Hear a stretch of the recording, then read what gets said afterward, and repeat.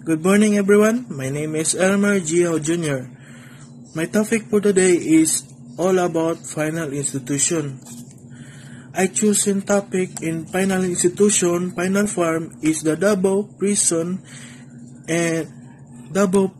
and final farm in Panabo City in Duhali, Davao Province. Let's start.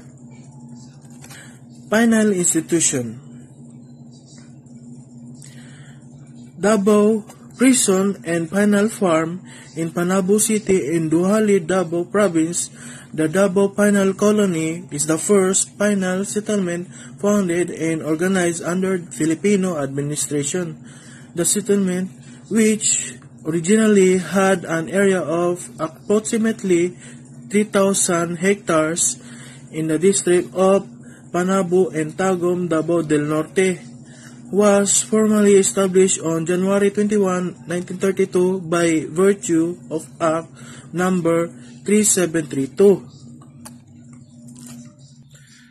Davao Prison and Penal Farm, Duhali, Davao Province is a farm that all of inmates are sentenced in the jail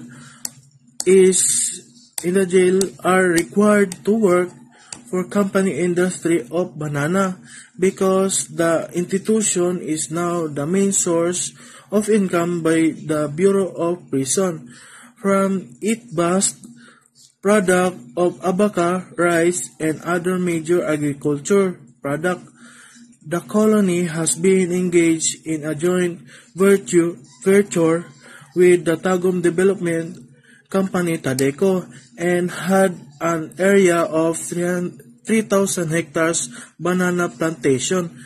The Davao Prison and Penal Farm in Panabo, Davao Province is a major product of abaca, banana, rice, copra, cattle, and other farm product is now the biggest abaca plantation in the country.